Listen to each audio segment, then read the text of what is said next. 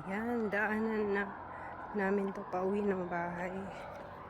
Doon ako bumababa. Medyo malayo-layo. Ayan. Mag-isa lang ako naglalakad ngayon kasi palabas pa lang si hubby sa work. So, di ko na siya hinintay.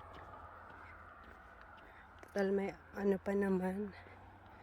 Maliwanag pa naman. So, naglakad na ako mag-isa.